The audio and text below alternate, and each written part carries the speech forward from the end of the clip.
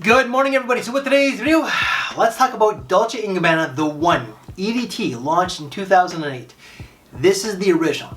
Some people are going to say you are late to the party. No, I'm not. This is going to be a redo because I ended up talking about this one with a bottle back in the spring of 2014. I just deleted that video a couple years later because I came across as a very whiny little bitch. Now, I still am, in all fairness. The only difference is that I was thinner and I had hair. Things have changed, but I am still a whiny little bitch.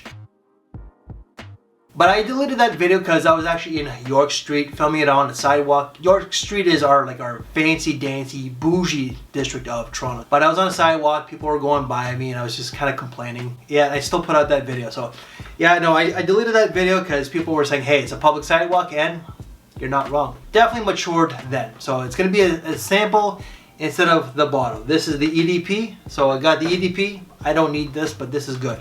Now, the note breakdown for this one here, top note is going to be basil, grapefruit, along with coriander. The mint is going to be cardamom, orange blossom, and ginger. The base is going to be amber, tobacco, and cedar. EDP, EDT. Very similar. If you got one, you don't need the other, in all honesty. The only difference between the two is that the EDP is a little bit more denser. It's got a little bit more, it's a little thicker than this one here. This one is still good though. Now, what you're gonna get in the opening, you're gonna get the basil, the grapefruit, along with the coriander. But quickly, the ginger and the cardamom do come in. I don't get the orange blossom, but after that, I find that it's kind of linear. The amber, even though it's listed as a base, is kind of there within the first couple minutes as well, and it just stays around. It's a very warm resinous with the warm spices. The tobacco, I would say, is between the mid and the base. Really like this one. This is kind of taking me back to back then when I was a whiny little skinny bitch. Now I'm just a whiny little fat bitch. This is a very mass appealing scent. When I came into this community back in 2012, just watching, really 2011, this was talked about because this was really new compared to all the other stuff that was being released. Dolce & Gabbana just hit a grand slam at the time. Created something so new, something so outside the box. It was popular back then. Now, I don't know if it really is now, but in some ways I can see this being a signature scent for a lot of guys over the last 17 years, because it was a #1 seller for years and years. Because it's mass appealing, it's a compliment getter, but it's classy and it's got this sex appeal. At the same time, it has this mysterious bad boy vibe. The heavy notes of the ginger, the cardamom, the tobacco, the amber can be classy, but at the same time, it could be kind of bad boy.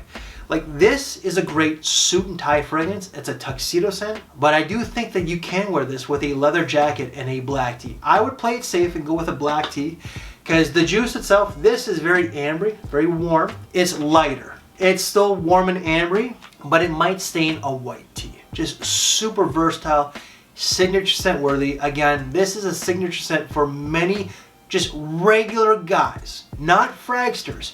The average consumer who only wants a few fragrances in their collection. And I'm sure that they're still wearing this to this day. This is a little bit lighter than the EDP. They're very similar. I will say, if you have this, you don't really need this. If you have this, you don't need this. Chances are, if you had this, you went to this. However, this is where people complain. The performance on both. People say that this doesn't last more than 6 hours. I get 8 to 9. I also spray close to my skin. People say that this doesn't last more than 3 to 4. I get 6.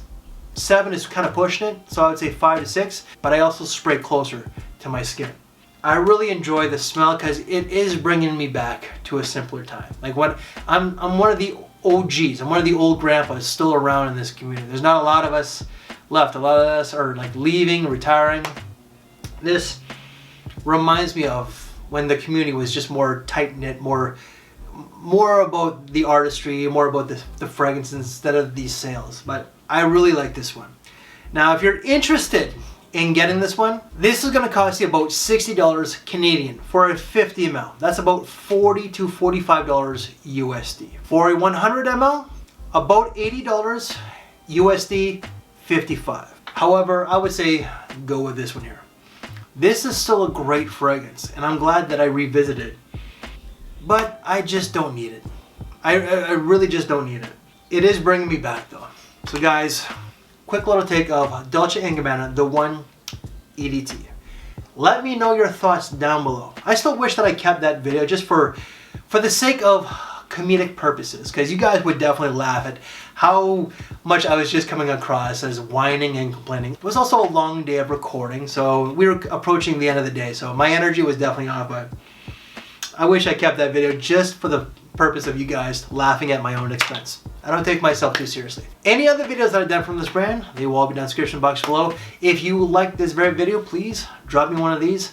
What videos to watch next? Well, if you want to see the EDP one, check out right here, check out right here. So guys, I thank you for my time, take care, and I will see you later. Thanks for watching, everybody.